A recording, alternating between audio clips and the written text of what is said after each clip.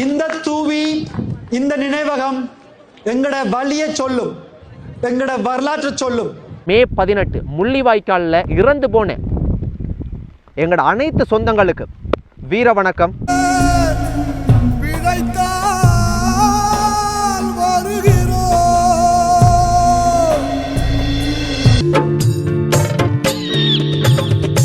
அலை இங்கு ஓய்ந்தது. சொந்தங்களுக்கு வணக்கம். இன்றைக்கு மே 18 மறக்கவும் முடியாது, மன்னிக்கவும் முடியாது. தமிழ் இனத்தை திட்டமிட்டபடி இனப்படுகொலை செய்த ஒரு முக்கியமான ஒரு நாள்.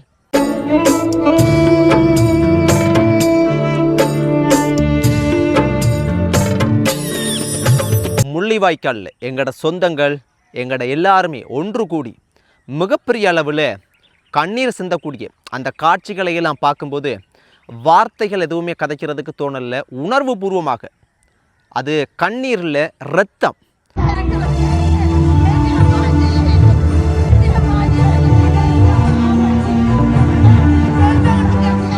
இரத்த ஆறு ஓடுன எங்களோட சொந்தங்கள் கொத்து கொத்தாக கொண்டு குவிக்கப்பட்ட நிர்வாணமாக்கப்பட்ட எங்கட இனத்தையே அழிக்கிறதுக்கு முயற்சி செய்த இனப்படுகொலை செய்த ஒரு மோசமான ஒரு நாள் தான் இந்த மே 18.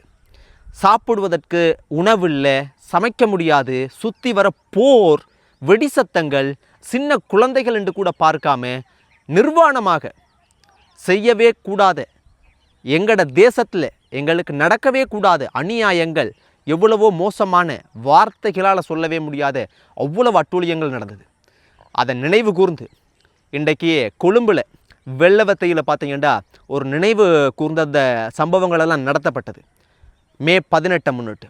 ஆனால் அங்கே சில சிங்கள பேரினவாத சில நரிகள், சில ஒரு மனிதாபிமானமற்ற சில நபர்கள் பார்த்தீங்கன்னா அதை தடுக்கும் வகையில் சில தவறான வார்த்தைகள் எல்லாம் பயன்படுத்தி மிகப்பெரிய அளவில் கோஷமிட்டு தடுத்து நிறுத்துறதுக்கு முயற்சி செய்தாங்க. அதெல்லாம் பார்க்கக்கூடிய வகையில் இருந்துச்சு. எங்கட சொந்தங்கள் அழிக்கப்பட்ட ஒரு நினைவை கூட நாங்கள் நினைவு கூற முடியாத சூழ்நிலையில் இருக்கிறோம்ன்றது இன்றைய தினம் அந்த கொழும்பு வெள்ளவத்தையில் நடந்த சம்பவத்தை பார்க்கும்போது இருந்துச்சு. ஆனாலும் அதையும் தாண்டி முள்ளிவாய்க்காலில் ஆயிரக்கணக்கான மக்கள், லட்சக்கணக்கான மக்கள் ஒன்று கூடினாங்க. அதே போல் நியூசிலாந்து, கனடா, சுவிஸ், இதுபோல் பல நாடுகளில் இன்றைக்கு எங்களோட சொந்தங்கள் இந்த மே 18 நினைவு கூர்ந்தாங்க. இந்த மே 18ன்றது ஒரு சாதாரணமான ஒரு நாள் இல்லை. அதாவது மே 16, 17, 18 இது போன்ற பல நாட்களில் எங்களோட சொந்தங்கள் பாதுகாப்பை தேடி ஒரு பாதுகாப்பான பிரதேசம் என்று அறிவிக்கப்பட்ட ஒரு பிரதேசத்து உள்ளுக்கு நுழையும் போது ஒரு நம்பிக்கை துரோகம் இழைக்கப்பட்டது. அந்த நம்பிக்கை துரோகம் வார்த்தைகளால் சொல்லவே முடியாது. எங்களோட சொந்தங்கள் சாப்பிடுவதற்கு சாப்பாடு இல்லை, உடுத்துவதற்கு உடை இல்லை, எதுவுமே இல்லாமல் நிர்வாணமாக்கப்பட்ட சூழ்நிலைகள் கூட பார்த்திங்கன்னா தாய் தந்தைக்கு முன்னுக்கு, சொந்த சகோதரங்கள் சகோதரிகளுக்கு முன்னுக்கு, எல்லாருக்கு முன்னுக்குமே நிர்வாணமாக்கப்பட்டு கொலை செய்யப்பட்ட எவ்வளவோ மோசமான கற்பழிக்கப்பட்ட மோசமான சம்பவங்களெல்லாம் நடந்த ஒரு மோசமான ஒரு துன்பமான நிலம்தான் அந்த முள்ளிவாய்க்கால் அப்படின்ற பகுதி. அந்த பகுதியில் இன்றைக்கும் இரத்த ஆறுகளோடுன்னு அந்த எங்களோட சொந்தங்கள் கொத்து கொத்தாக வந்து கொண்டொழிக்கப்பட்ட பல மோசமான இன அழிப்பு நடந்த அந்த மண்ணுக்கு போனால் வெறும் கண்ணீர் தான் வரும். அவ்வளோ ஒரு மோசமான இடத்துல இன்றைக்கி எங்களோட சொந்தங்கள் எல்லாருமே ஒன்று கூடி நினைவு கூர்ந்தாங்க. அதை பார்க்கும்போது அவ்வளவு உணர்வுபூர்வமாக இருந்துச்சு. இளம் தலைமுறையினர் இதை மிகவும் ஒரு சாதாரணமான ஒரு விஷயமாக எடுத்துக்கொள்ளக்கூடாது. இன்றைக்கு இது எங்களோட இனம் அழிக்கப்பட்டதாக சிங்கள பேரினவாத அரசாங்கம் நினைத்து கொண்டாங்க. ஆனால் இதிலிருந்து விதையாக விழுந்த எங்களோட சொந்தங்கள் எல்லாருமே வந்து இன்றைக்கு கனடாவில் மிகப்பெரிய அரசியல் ரீதியான பதவிகளில் வளர்ந்து வந்திருக்கிறாங்க. இன்னும் சொல்லிக்கொண்டே போகலாம். பல நாடுகளில் நாங்கள் ஒருபோதுமே வீழ்ந்து போக மாட்டோம் அப்படின்றத ஒவ்வொரு நாளும் நாங்கள் நிரூபித்து கொண்டிருக்கிறோம். எங்களால் எவ்வளவு கல்வி ரீதியாகவோ இல்லாட்டி பொருளாதார ரீதியாகவோ எந்தெந்த ரீதியில் நாங்கள் முன்னேற முடியுமோ அந்தளவு ரீதியாக முன்னேறி நாங்கள் ஈழத்து சொந்தங்கள்ன்றதை நிரூபித்து இதுக்கு நீதி வேண்டி பல முக்கியமான நாடுகளில் பார்த்திங்கன்னா இன்றைக்கு அந்த நீதி கிடைக்கக்கூடிய சூழ்நிலைகள் ஒரு ஒரு சாத்தியமாகக்கூடிய அளவுக்கு வந்து பார்த்திங்கன்னா நடந்து கொண்டு இருக்குது. ஆனாலும் தற்போதைய அரசாங்கத்தை கூட, புதிய அரசாங்கத்தை கூட, அனுரவினுடைய அரசாங்கத்தை கூட எங்களோட மக்கள் நம்பி ஒரு புதிய நம்பிக்கையை தரக்கூடிய ஒரு அரசாங்கமாக இருக்கும் என்று நம்பி ஜனாதிபதி தேர்தலில் அதிகமான வாக்குகளை வல்வெட்டித்துறை மண்ணில் இருந்து கூட போட்டாங்க. அதே போல் பாராளுமன்ற தேர்தலில். ஆனாலும் தற்போதைய அரசாங்கம் கனடாவில் எங்களுக்கு இழைக்கப்பட்ட அநீதி இனப்படுகொலையினுடைய தூபி நிறுவப்பட்டது கனடா நாட்டில். ஆனால் அதற்கு தற்போதைய அரசாங்கம் கூட இனப்படுகொலை நடக்கவில்லை என்று கண்டனத்தை தெரிவிக்கிறாங்க. இந்த அரசாங்கத்தோட இதை நாங்கள் நம்ப முடியுமா? அதுதான் தலைவர் ஒரு விஷயம் ஒன்று சொல்லியிருந்தேன். அதாவது தட்டுகள் மாறலாம், சாப்பிட்ற தட்டு மாறலாம், ஆனால் சாப்பாடு ஒரு நாளுமே மாறாது. அதே போல தான் இந்த சிங்கள பேரினவாத அரசாங்கம் முதலாவது தமிழர்கள் அப்படின்ற அடிப்படையில் எங்களை ஒதுக்காம இந்த நாட்டில் சம உரிமையோட எங்களுக்கு இழைக்கப்பட்ட அநீதி, இந்த இன அழிப்புக்கெல்லாம் சரியான பதிலையும் சரியான ஒரு நீதியை பெற்று கொடுத்தாலே இந்த நாடு எங்கேயோ போகும்.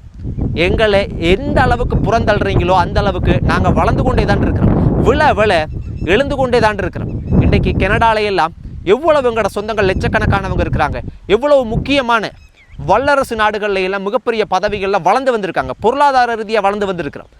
ஆக மொத்தத்தில் இந்த அரசாங்கம் சீரழிஞ்சு போகிறதுக்கு, இந்த நாடு சீரழிஞ்சு போகிறதுக்கு, இந்த நாட்டில் மக்கள் சீரழிஞ்சு போகிறதுக்கு, பொருளாதாரம் மிகவும் மோசமாக போகிறதுக்கு எல்லாத்துக்குமே தமிழர்களாகி எங்களை சம உரிமைகளோட இந்த மண்ணில் வாழாத வரைக்கும், எங்களுக்கான நிம்மதி சந்தோஷம், எங்களுக்கான நீதி கிடைக்காத வரைக்கும் இந்த தேசம் ஒருபோதும் முன்னேற்றம் அடையாது, முன்னுக்கு வராது.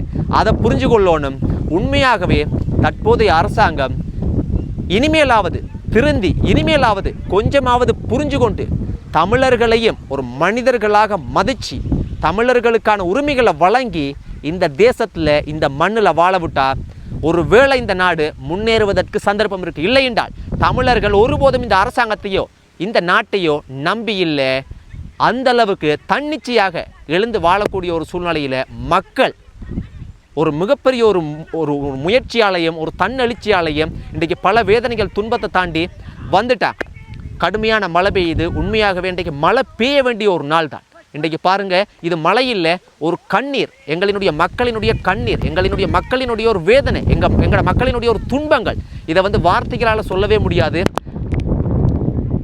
மே 18 முள்ளிவாய்க்காலில் இறந்து போன எங்களோட அனைத்து சொந்தங்களுக்கு வீர வணக்கம், நன்றி சொந்தங்கள்.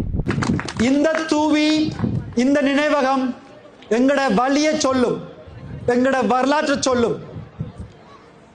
இனிமேட்டு ஒவ்வொரு பள்ளிக்கூடங்களும் இந்த தூவிய இந்த நினைவகத்தை பார்க்கறதுக்கு அவர்கள் பள்ளிக்கூடம் மூலமாகவே ஒரு ஃபீல்ட் ட்ரிப்பாகவே இங்கே வரலாம். ஏன் எங்களோட உறவுகள் கனடாக்கு வரும்போது நிச்சயமா இதை பார்க்காம திரும்பி போக மாட்டார்கள். தம் நாடுகள்ல வாழ்ற தமிழ் மக்கள், குறிப்பா இளையோர்கள், தங்களோட நாட்டில் இப்படி ஒரு தமிழ் இன அழிப்பு நினைவகம், தமிழ் மக்களுக்கு நடந்தது இன அழிப்பு சொல்ற மாதிரி ஒரு தமிழ் ஜெனசைட் ரிமெம்பரன்ஸ் டே, ஓ தமிழ் ஜெனசைட் எஜுகேஷன், இப்படிப்பட்ட ஒரு சட்ட மூலங்கள் தம் நாட்டில் செய்யும் போது எங்களுக்கான ஒரு பாதை துறக்கப்படும். எங்களோட பிள்ளைகள், எங்களோட அடுத்த தலைமுறைகள் இந்த நினைவகத்தில் இங்க இருக்கிற விடயங்களை பற்றி படிக்கும் போது, அந்த விடயங்கள் வேற்றின மக்களும் படிக்கும் போது எங்களோட நீதிக்கான ஒரு பாதையில நாங்கள் அடுத்த கட்டத்துக்கு போவோம். ஏனெண்டா இந்த தூவி மாதிரி உலகத்துல எங்கெல்லாம் ஈழத்தமிழர்கள் வாழார்களோ எல்லா இடங்கள்லயும் ஒரு நினைவகம் கண்டிப்பா அமைக்கப்படும் என்ற நம்பிக்கை எனக்கு இருக்குது. அப்படி அமைக்கப்படும் போது எங்களோட அடுத்த தலைமுறை ஒற்றுமையா வருவினம். அந்த ஒற்றுமையா வரும்போது நிச்சயமா அடிச்சொல்லுவேன், அந்த ஒற்றுமை தான் எங்களோட தாயத்தில் இருக்க மக்களுக்கு ஒரு விடிவா இருக்கும். அந்த விடிவு தமிழ் மக்களுடைய சுய நிர்ணய உரிமையா இருக்கும், ஒரு அரசியல் தீர்வா இருக்கும். அது ஒரு கூட்டு பொறுப்பு. அந்த கூட்டு பொறுப்புல உங்களில் ஒருவனா நான் தொடர்ந்து பயணிப்பேன். நன்றி.